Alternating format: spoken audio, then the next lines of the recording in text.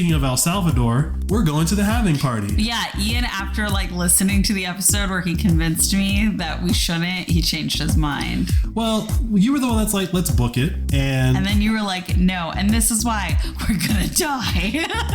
Right. And that's the thing that I want to correct. That's the part about listening to it that like really bothered me the most, is that it felt like I was spewing fun. Oh, we'll see. Well, now we'll see. Yeah, okay. we'll see. We went from let's book it to we'll see. It's because of you. I know. But this is my point. I would rather go and be a part of like a halving party in El Salvador than not. I already bought the tickets. You already bought the tickets? Yeah. We're going. Like, I haven't booked the hotel or the flight. Dictator I live with. We're going. Wow. You said let's book it. I booked it.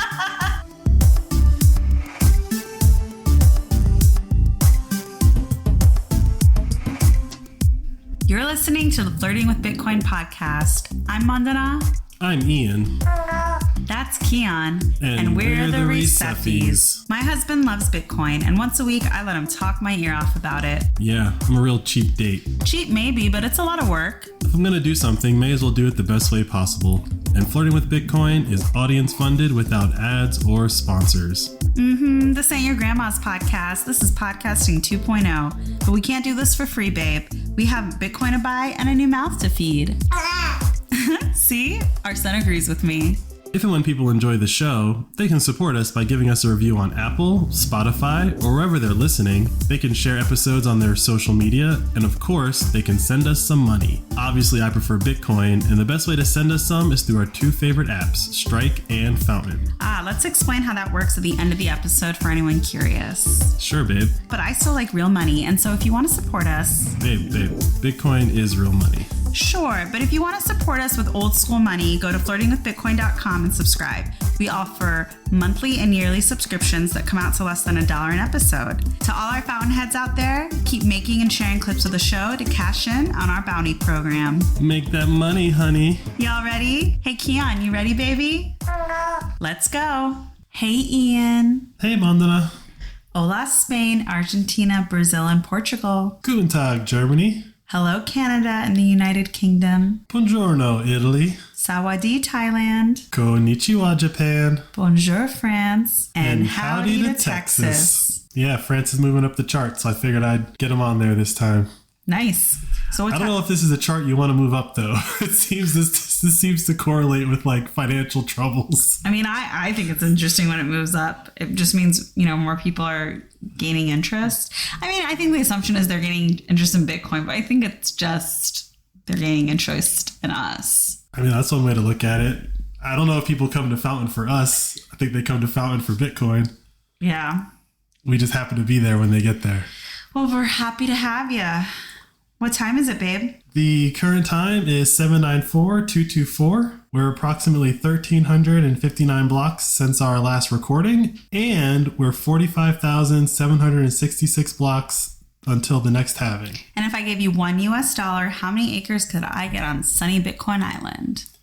Today, you could get 3,867 acres, aka Satoshis, for $1 on sunny Bitcoin Island. And what about other tangible things like gas, beef, eggs? Yeah, so you could get a dozen eggs for 7,753 Satoshis. You could get a pound of ground beef for 17,903 Satoshis. And you could get a gallon of gas for 9,650 Satoshis. And you were a little excited about the price of Bitcoin today, which we try to not talk about too much, but... Yeah, so this is like something that I've been watching for the past couple of, months now. Bitcoin moves in pretty big waves, 4-year cycle for the halving. But also one of the things that is a marker is like when are the majority of people who bought Bitcoin like in the positive. And so today is the first day in a very long time where we are actually up from 1 year ago. So we are up year over year 15% today, which is very different from, say, someone like Tesla, who's only up like less than 1% year over year, even though Tesla's up like 139% year to date. So since January, Tesla's like taken off, and so has Bitcoin. But if you go back a year ago, exactly, Bitcoin's actually doing a lot better than Tesla. So why is that important? for me to know? Well, it's not explicitly for you to know, but now a lot of people are going to be looking at Bitcoin charts, right? If you looked at a Bitcoin chart a week ago and you said, how's it doing from a year ago? It was down. Okay. Right? So today, if people look at the same chart, it's going to be like, oh, they're up. It's up 15% in the past year. Got my attention. A lot of things aren't up 15% in the last year, 365 days. Except my love for you. Yeah, we don't have a chart for that, though. I'm working on it. Okay.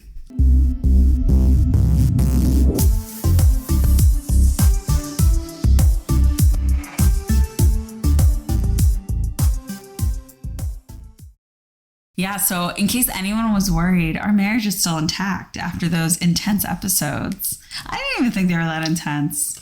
I mean, if you've never heard us argue, if you've never heard that type of conversation between us, maybe. I knew how that conversation was going to go. Same here. It was going to go nowhere. Time to give shout outs to our fountainheads. Here are the top boosts, over 500 sats from episodes 63 and 64, the Trust But Verify Your Husband episodes. So shout out to Oi, Jean Everett, Macy J, Remember J Stark, Too Far Gone, 87, Hunter SF, 770, Al Cool J, and Top Quan. Thanks for listening and thanks for the boosts. One thing to add about the boosts is that the Flirting with Bitcoin podcast is now official sponsors of the Sparrow Wallet open source project. Are we? Yes, we are. Okay, what does that mean? So we're not like getting paid to sponsor anyone, but now we're sponsoring other people, so more money is going out? Yeah, I mean, a percentage of the money. News to your wife. Yeah, I mean, a percentage of the money that comes in is going out. Okay, explain. So Fountain has the ability to like split the money when it comes in. So right now we have a split that goes mostly to me because my account is considered like the owner of the podcast. And then you get a little bit. And then Fountain has like a mandatory 1% to go to the podcast index service, which basically like is what populates Fountain with all the podcasts. Mm-hmm. But when we were, the last couple episodes, we've talked about Sparrow Wallet and we've talked about like we're value for value and stuff like that. And so I think I told you the other day, the other day we were watching TV and I watched Craig, the guy who makes Sparrow Wallet. He was at Bitcoin Conf and I like watched his talk where he was like presenting and I was just like, yeah, like this is like the best wallet. I do use it all the time. I open it up like at least 5 times a day now. Mm-hmm. So like I should donate to it. And then I was thinking like, well, it'd be really cool if I could just like send a portion of just anything that we bring in versus like having to manually do it. And so Fountain allows you to do that. Fountain allows you to set a Lightning address, like the public key of the node, as one of the recipients on the split. So I reached out to him on Twitter and I was like, hey man, like we talked about the wallet and everything on the show. And like, I'd like to contribute to the project, but I want to do it this way. And so I asked him for a public key. He sent it to me. I set it up, confirmed that he got like, someone gave us like 200 sats and he got 2 of them. And I was like, boom, it's up and running. So we are official sponsors and we're supporting an open source wallet. But didn't you say this guy is probably like a Bitcoin millionaire? Why does he need our money? It's not about the person themselves. It's about the project. So like the other day when I was talking about open source software and I said like, your iPhone is like full of like open source software, right? Mm-hmm. Almost every mobile app on your phone is relying at least 50% on like open source projects that no one's getting paid for. We all benefit from open source software. I'm not going to go track down all of those projects and like fund them all in this way. But I do think this is like a really interesting like proof of concept of how Fountain and its splits could be a very simpler way to support open source projects.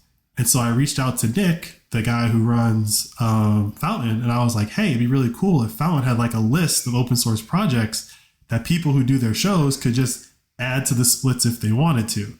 So like, it's not particularly us doing this but I think this is a very interesting like avenue for Fountain and apps like Fountain and Podcasting 2.0 to be able to fund open source software without the listeners having to know and go to like, I'm going to go donate to Sparrow Wallet. But I think it would be more interesting if we like picked an open source project, like an episode, and said like this week they're going to this project, this week we're going to that project. Just an idea. Oh yeah, we will probably do that. This is just all a proof of concept. I did this all in 2 days. Yeah. So like, and just telling me now on the spot. I just confirmed it this morning. Gotta agree to it. I guess I'm okay with it. No, it's fine. I didn't think you would have an issue. But no, I think this is like a really cool proof of concept. Okay. And I think this actually is more sustainable than open source projects constantly like asking for money and donations. Yeah, like a steady stream. Why not? Yeah. What's wrong, babe? I don't know. I guess I'm worried I'm not saving enough money in Bitcoin. Aren't we all? You don't seem worried. Like with most things, you just got to set a goal and work towards it. But even with a goal, the price of Bitcoin changes so much, it's hard to keep track. I understand. That's why I created this Satoshi Savings Calculator. And how can that help? First, you decide how much Bitcoin you want to acquire. 1 Bitcoin. Great. Then you got to decide how much time you want to give yourself to acquire that Bitcoin. Before the next halving, duh. That's also great because the calculator only lets you pick halving dates. Anything else I need to enter? Just how often you want to buy and which currency you want to use. Oh, so rather than buying it all at once? To loosely quote Desmond Tutu, if you want to save a whole Bitcoin, you got to do it like you eat an elephant, one bite at a time. That's gross, Ian. But true. Focus, babe. Where can I find this calculator? The pod's website, flirtingwithbitcoin.com. Wait, you haven't been to the website yet? Let's get back to the show. Thank you so much for the info, babe.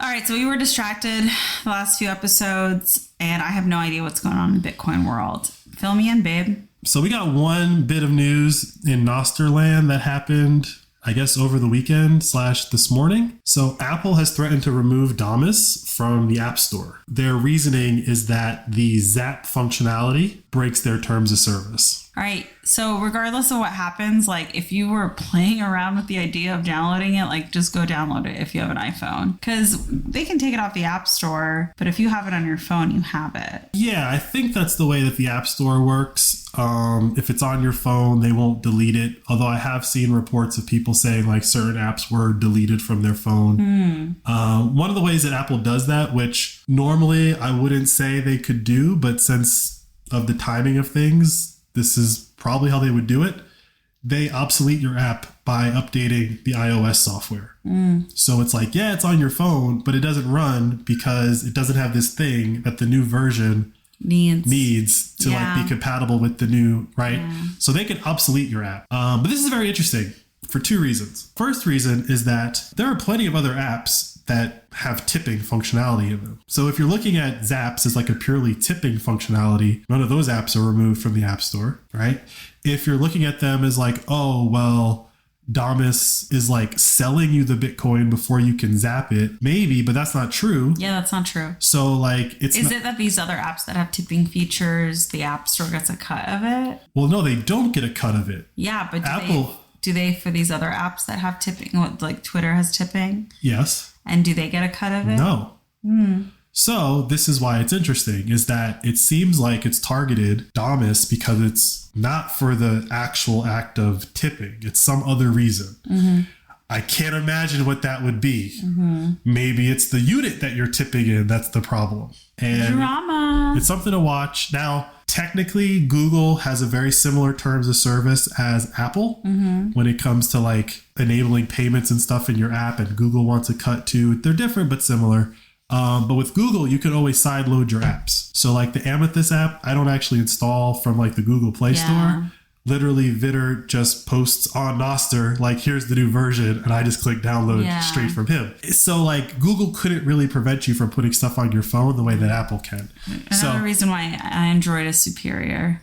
Another reason why it's superior. And I say that as an iPhone user.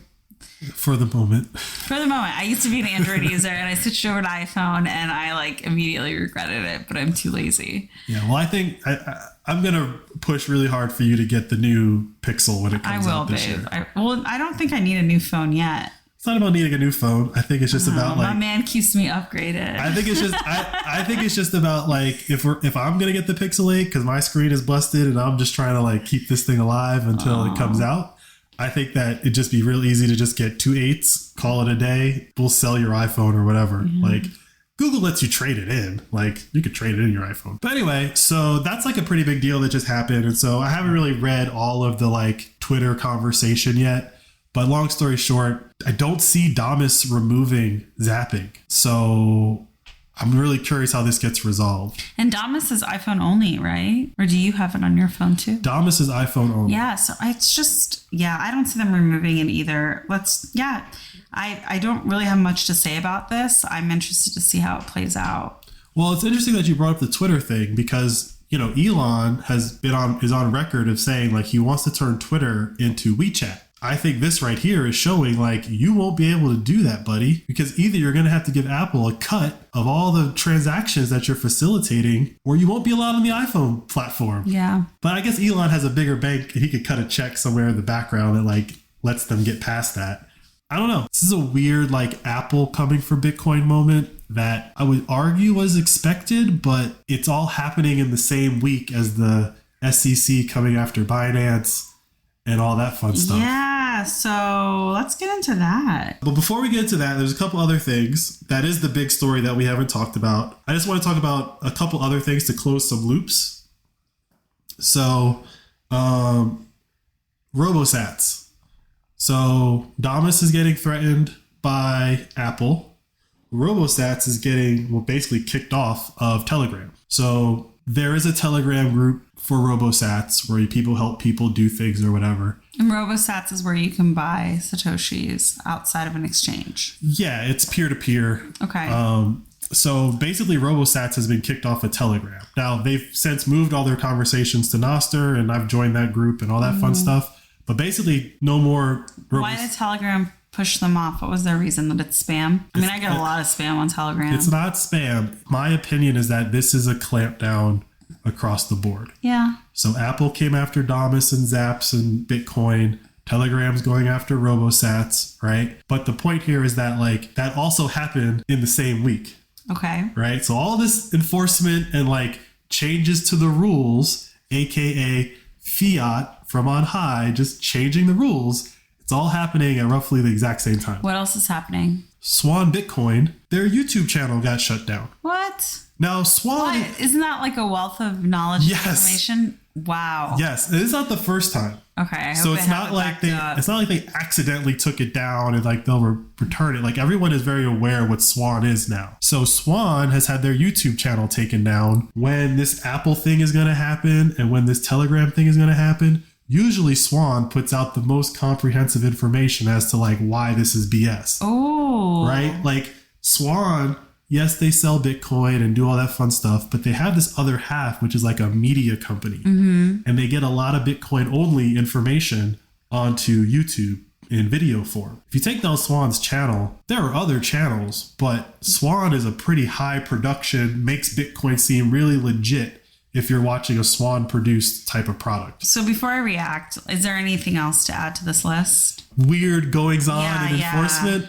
Besides the SEC stuff, which we'll get into after this, no. Those are like the 3 things that I wanted to call out. What is the Bitcoin world saying? Are they like, they're coming for us, this is the week, hold, move everything off the exchange. Is everyone freaking out? Well, first of all, always take your stuff off the exchange. I know, right? But I'm saying like, what are Bitcoiners saying? Well, I mean, I haven't really dug into all of this. Like when I was putting together, like, what's this show going to be? I opened up Twitter and saw like 2 of those things that I just mentioned. This is all happening like this week. How do you feel? I feel like this is expected, but the coordination of it is very surprising. It's like you're not even pretending now. Swan will definitely get their stuff back up. I'm sure like they're a pretty legit operation. It's not like they just upload their stuff to YouTube and don't have the files. Right. Right. So that'll pop up somewhere else. They're on Rumble, so you can watch their stuff on Rumble still. With the Apple thing, like not a lot of people know about Damus,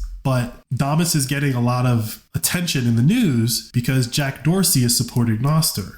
Mm-hmm. So Jack Dorsey is supporting Nostr, and then when people go and understand what Nostr is, if you have an iPhone, Damus is pretty much the best client on iPhone. So you're basically just kicking Nostr off of the Apple platform. Right. Like, at the end of the day, that's what that really is. Well, there's that web-based version as well, right? But right. So, like, that's the way you fight back. Right. Is you say, well, we'll just put it on the web, snort, right? Mm-hmm. Everyone's telling Will, the Damus developer, like, make a web app for Damus, and that'll just get around poor this. Will. But, like, poor Will, like, he hasn't even had time to build the Android app yet. Maybe this will influence him to build the Android app faster. I don't know. But the Telegram one was just the icing on the cake to me. Because, like, that just, like, came in from the side when I was like looking at something else, and I was like, and Telegram? So like, do you think, like, we haven't gotten into the SEC news, but do you think like that happened and then everyone was like, pull the trigger on these other stuff? Well, it's weird. Or they're scared. So like Apple operating out of fear is like, crap, get Damus off. They're going to come after us. You know,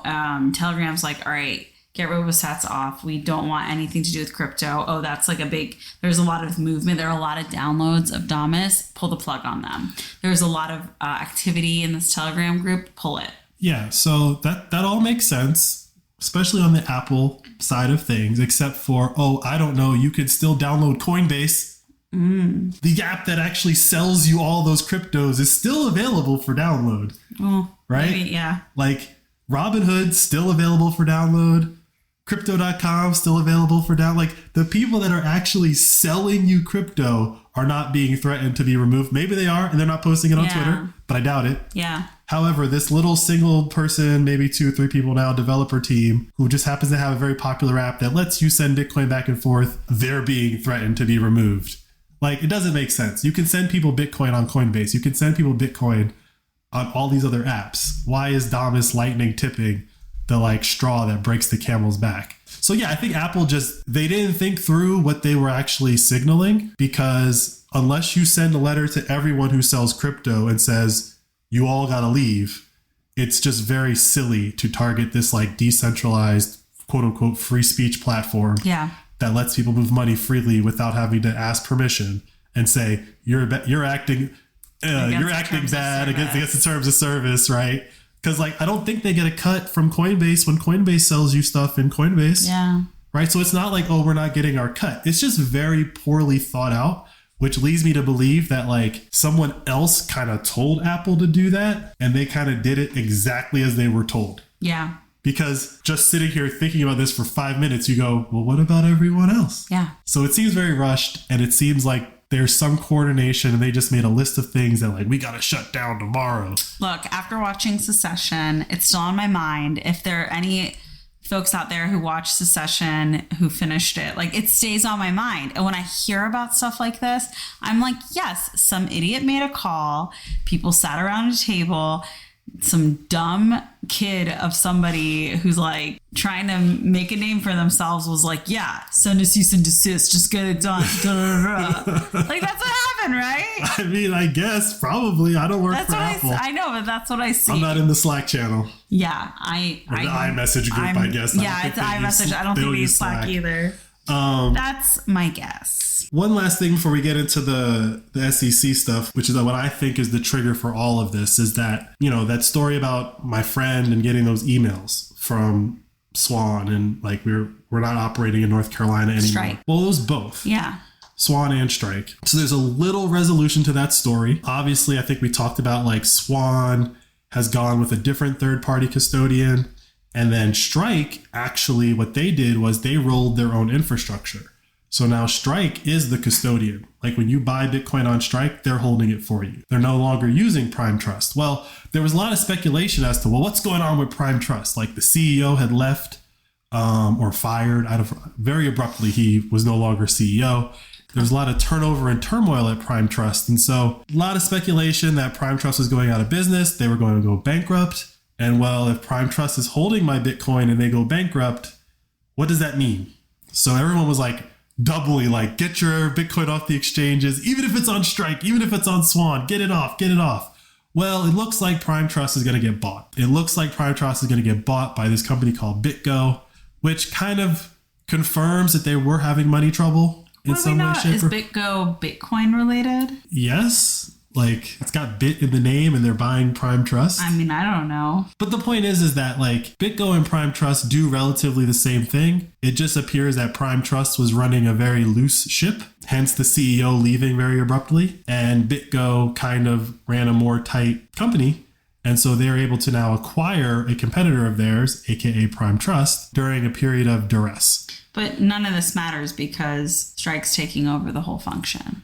For us, since we primarily use Strike, it doesn't really matter to us. Okay. But for people who use Swan, BitGo is who Swan moved to. Ah, I see. Right? So Swan was moving to BitGo, and now BitGo bought all of is in the process. They signed a letter of intent, but is in the process of acquiring Prime Trust. So even if BitGo doesn't acquire Prime Trust, Swan will still have moved everyone's stuff to BitGo.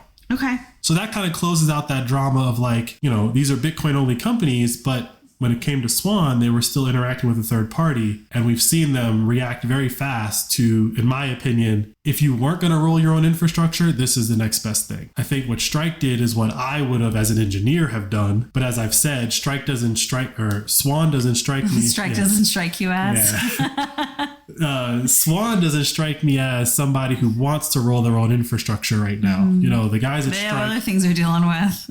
Yeah, like getting their YouTube channel pulled, right? But like Swan is more about Bitcoin education and then acquiring some Bitcoin. Strike is about getting Bitcoin, spending it, and moving it around the world. And so they're different companies. They have different incentives. But Strike, by moving its global headquarters to El Salvador, is already in place to start taking advantage from the benefits of that law that El Salvador passed about companies being in El Salvador. So like tax-free. Taxes and all that fun stuff, which we won't get into. Do you think that one day Strike and Swan will merge? I mean, on a long enough timeline, it's probable, right? But probably not. Strike, I think, is going to replace Visa, right? And I don't see Swan replacing Visa in its DNA. I see Swan more as like a Charles Schwab or a Fidelity, right? Okay. It's like you hold your Bitcoin here in a very safe and secure way. Like they're offering multi-sig, like Unchained Capital now, and they're going to offer a lot of the features that Unchained is already offering. But Unchained and Swan will be competitors, right? And maybe one of those people will buy each other. But Strike is in its own category, and I don't really think there's another Strike. I don't think there's a MasterCard to Visa type of Strike. There's no MasterCard yet. It's just Strike. Yeah. But it's coming. Somebody will figure it out. Episode is going well, yeah? I think so. Wish I had the time to make some clips to promote it. Yeah, but you don't. That's why we pay our listeners to do that. How does that work again? When someone makes a clip on Fountain, we send them some sats. But give me the fine print, baby. It's $2.50 for the current episode and $100 for the older ones. And also if they tweet it out, right? They gotta use the hashtag #flirtingwithbitcoinclips and post it on Nostr for me to see it. Then I'll zap those same amounts. That's pretty generous, babe. Our listeners are pretty generous with their time making the clips. Well, isn't this just a lucrative love fest for us all? More like, it pays to listen to the Flirting with Bitcoin podcast.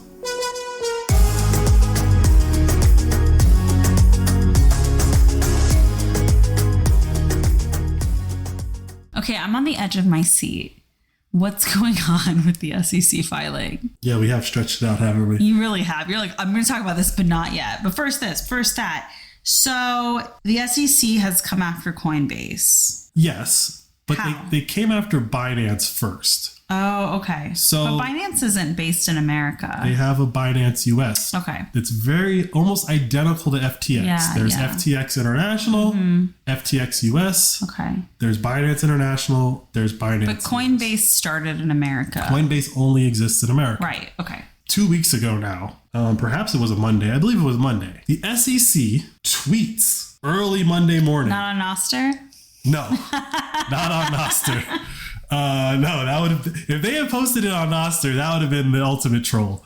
The SEC tweeted that they were filing a complaint against Binance, which, okay, like we all knew that was coming someday because of their business being so similar to FTX. However, in the tweet, which I believe I sent to you, in the tweet, they had like a quote from the complaint that was literally like, dude, we're running a freaking illegal exchange in the US. Like they took a quote from the complaint of their evidence. Oh, wow. Which is basically someone in an email or like a Slack conversation saying those exact words. I did see the securities exchange. Right. Them owning up to it. Or I thought it was the SEC saying like, this is a securities exchange violation. Well, yeah, but like basically what the SEC did was in their tweet show the basic evidence that they had in one sentence of someone inside being like, this is what we're doing. All right. Right. So that was what I think caught everyone off guard. Wasn't so much that they sued them, but that they made it like a media event. That was not a 50-year-old government person that posted that tweet. They got a millennial or Gen Z. Someone, no, come on. Someone young. We don't have the guts. Someone younger than 40 crafted that tweet. I'd say someone younger than 30.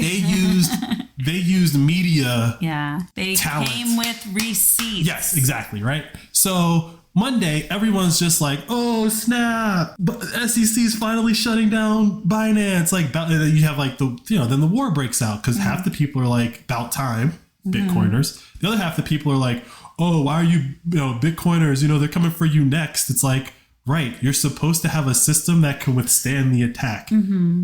Seems like you guys don't have that. Right. So BYEnance, and then when did they come after Coinbase and Crypto.com? The next day. Both of them? No. So they didn't go after Crypto.com. They filed 2 complaints, one against BYEnance, one against Coinbase. Okay. After that, other people just started voluntarily doing stuff. So Crypto.com is like voluntarily shutting down their US business. Interesting. Right. So Singapore-based crypto exchange Crypto.com will no longer be offering its services to international clients in the United States effective June 21. So they're just shutting down. Peace. We out. Okay. Other United States-based services and exchanges are also starting to feel the regulatory heat. For example, major platform Robinhood announced that it's going to delist Cardano, Solana, and Matic tokens on June 27th. All right. So not all crypto. Not all crypto, but those are the ones that the SEC named in their complaints. Okay. So the SEC... So they're trying to act in good faith. They're acting in good faith or scared shitless. Oh, both. Same thing. If they were acting in good faith, they would have delisted these a long time ago. Yes, that's true. Right? So the point is that these 2 lawsuits look very similar on the surface. And this is the story, I think, that's really here. One day you say there's a complaint against BYEnance. Another day, you say there's a complaint against Coinbase. And they read very similarly unless you read the details. They're both accused of operating an illegal exchange. But that's where it stops for Coinbase fundamentally. BYEnance is accused of a lot of FTX type stuff as well. Okay. Brian Armstrong, the CEO of Coinbase, is out here arguing his case, being like, oh, well, like they let us IPO and all this fun stuff, which is true. Yeah. At no point did they say it was okay. Right? You never got a attaboy, you can run this illegal exchange. They just said, we don't object to you IPOing and raising money. But there's like some... That's a little messy. There's a little legalese here, but basically they knew that they were running an illegal exchange. They did, yeah. But they were like, let's see how long we can do it. Maybe we can shape some laws, make it legal. I'm assuming that was their approach. They made a lot of money. They did. They got a lot of people paid. That IPO got a lot of people paid. Yeah. Right? Brian Armstrong became a billionaire overnight.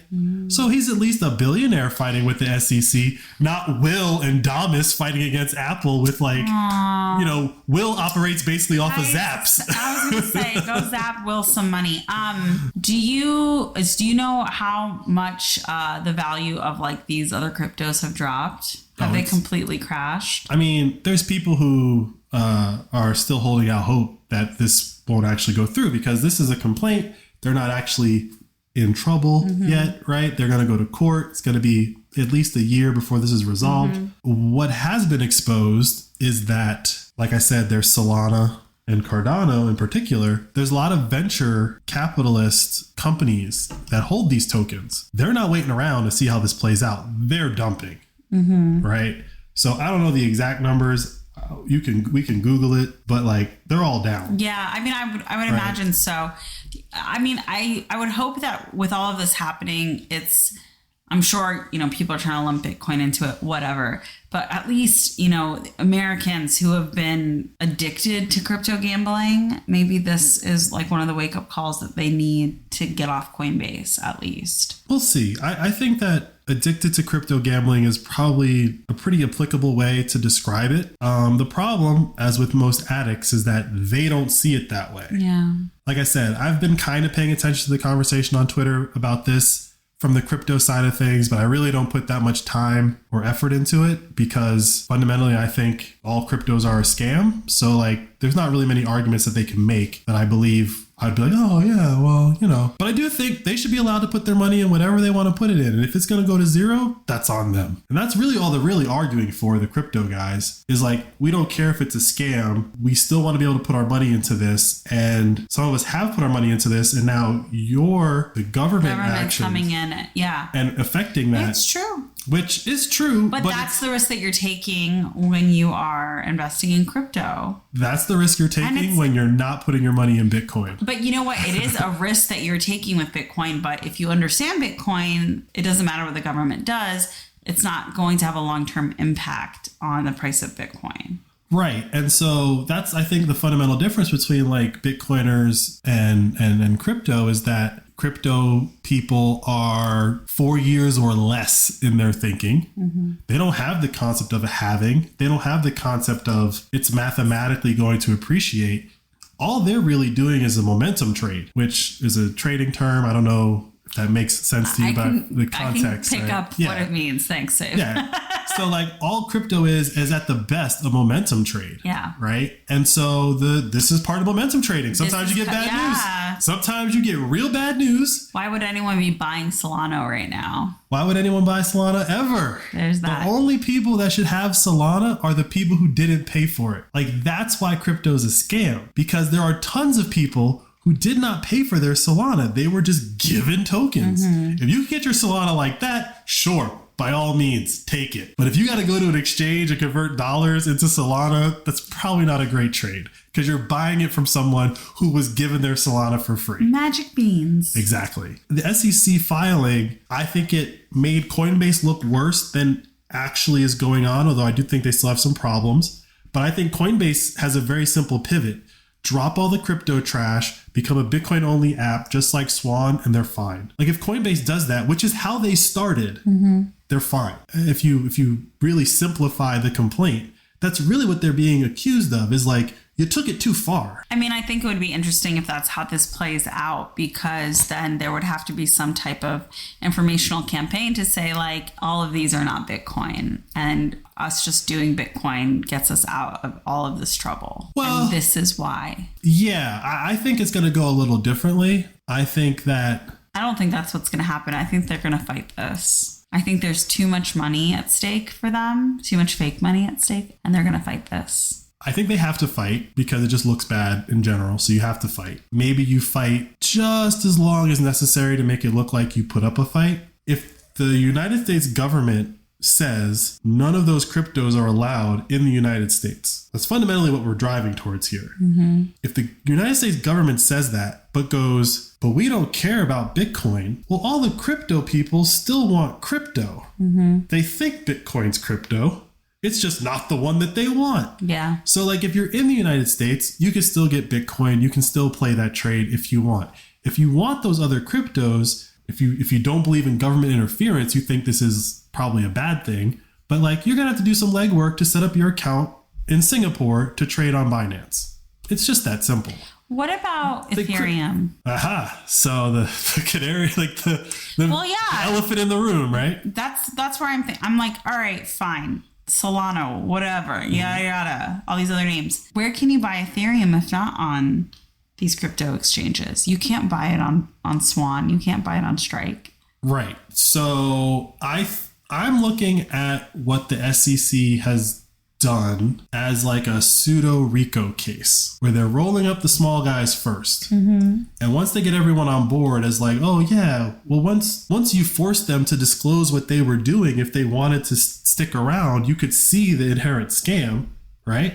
Once they roll back a couple of those Solana, Cardanos of the world, right? And everyone gets mad at them like, oh, I can't believe they did that. I can't believe Chamath like dumped on us at the top and like laughed about it on a podcast. Like all these things have happened. Mm-hmm. People still buy Solana, right? Mm-hmm. But they'll get mad about it because now like they're actually seeing real losses. Like the government's like, get out of here. Then you just like flip the card for Ethereum and go, oh, they also did that. They're actually the originator of this idea. Because Ethereum is the originator of this idea of, well, what if we incorporate over here and sell the tokens over here, but then say it's decentralized, so now we can come back into the United States and sell it, even though, like, right. All that jurisdictional arbitrage, like Ethereum was the first. What the SEC did today, or this past 2 weeks ago, is the start of rolling up towards Ethereum. All right, guys, if you know anyone who has Ethereum, because I know that you don't, because you're too smart for that, tell them to listen to this episode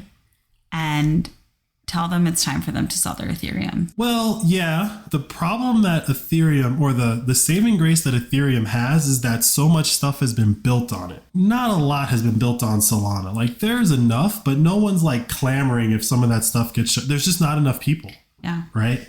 So when it comes to Ethereum, though, a lot of the reasons why those other things exist because Ethereum just got bogged down by all these things being built on it. There's just a lot of prior art and work that's been put into Ethereum. Selling your Ethereum is one thing, but my like warning is actually to the app developers. Like, if you're building on one of these chains, Ethereum, Solana, right? If you're building your next idea, figure out how to build it on Bitcoin. Figure out how to build it on Lightning. Figure out, like, does it need to be an on-chain solution on Bitcoin, like ordinals? Does it need to be a layer 2 solution, like Lightning and now this new thing, Arc, right? Like, there can be other Lightnings. Figure out how your thing works on Bitcoin, because you might wake up and there's just no one using that chain, so your app is worthless. That's what I think is about to happen. And instead of waking up, like, see it coming. Yeah. It might be a year from now, but just come on. Yeah, I think the developers are already leaving. The people buying the coins, if you're not a developer and you don't really talk to developers and you don't really know what's going on that side of things, you'll just be slowly surprised or made aware that no new development has happened on Solana in 3 months. And then 6 months. And then, like, it just kind of disappears one day. And you're still holding Solana tokens, hoping that they have some value. I don't think that that's going to be the case. Ethereum will last the longest, but even the Ethereum devs have already migrated to those other chains. So they've already shown we will leave if necessary, right? Like, they left Ethereum for Solana. Why not leave Solana for Bitcoin?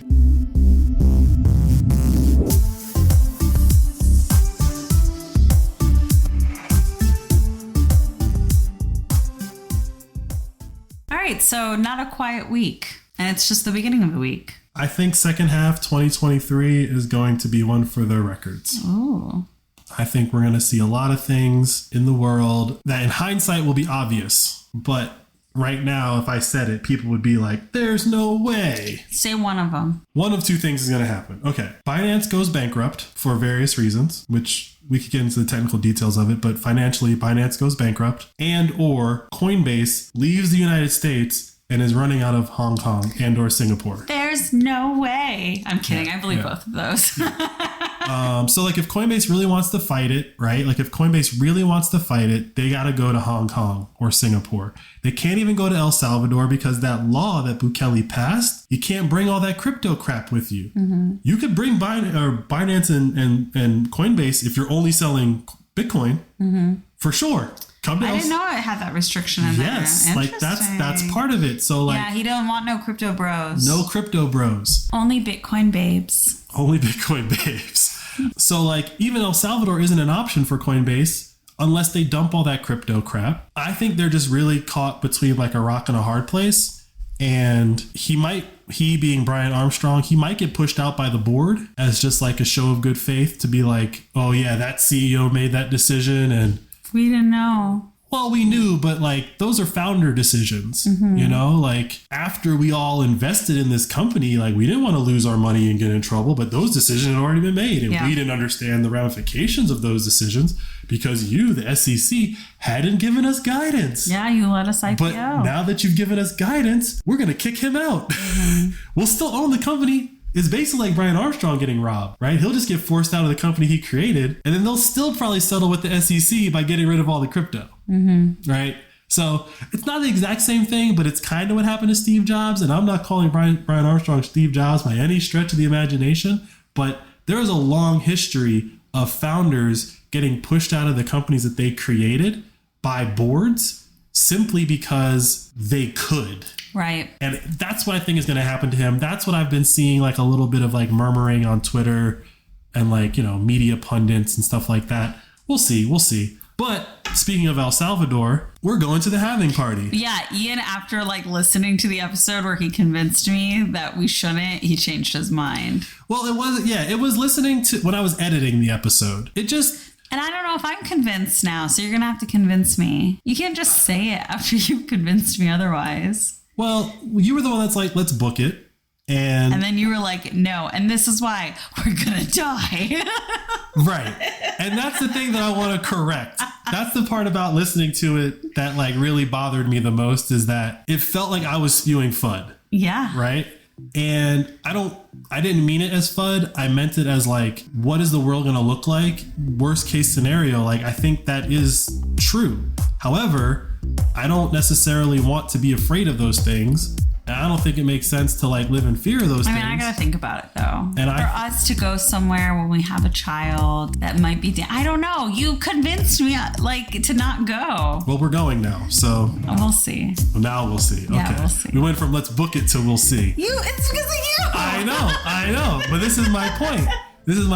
Is that I would rather go and be a part of like a halving party in El Salvador than not. I know. That's why I wanted to go originally. We'll see, babe. We'll see. We got some time. And flights aren't posted yet. Oh, the flights are posted. International flights aren't posted until... I can buy a ticket for this. I've already looked at everything. The only thing we can't book is the hotel. All right. Well, let's wait.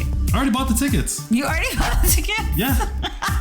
We're going. Like, I haven't booked the hotel or the flight. Dictator I live with. We're going. Wow. You said let's book it. I booked it. Like... I guess we're going.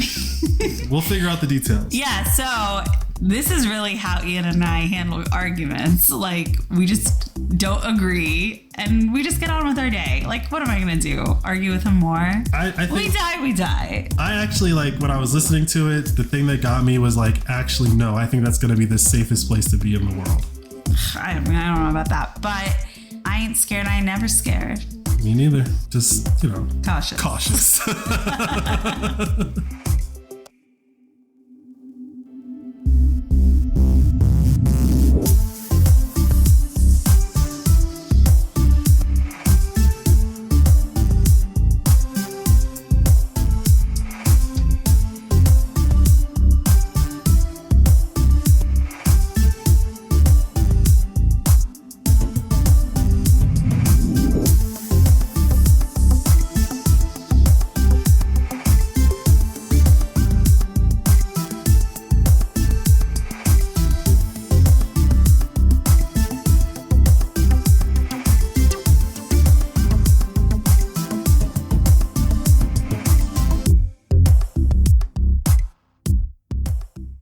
Thanks for listening to the show. Now let's get you set up on Fountain so you can start earning money simply by listening to podcasts. It's time to join the Fountainhead Nation. Go to fountain.fm to download the app onto your phone. Once you've installed the app and have set up your account, search for Flirting with Bitcoin and follow us. You should also be able to find and follow every other podcast you listen to as well. Listen to our show and episodes from your other favorite podcasts to earn your first sats, which are fractions of a Bitcoin. And keep an eye out for our promoted episodes on Fountain's homepage. We promote every episode so you can earn up to 100 sats just for listening. Yeah, that's right. Your attention's valuable to us. You're not just a set of earballs we've collected for advertisers. You can use the sats you've earned to send us a boost, which is like a little payment with a message. We are very active and respond to almost all the boosts we get. Every episode, we also give a shout out to the top boosters from the previous episode. And if you want to support us or other podcasters with more sats than you earn, you can top up your Fountain wallet with a bank card or a Lightning transfer from apps like Strike or Cash App. The easiest way to learn is to just get started. If you have any trouble or questions, go to support.fountain.fm. The team is extremely helpful and responsive. That's it. Now you're all set up for podcasting 2.0.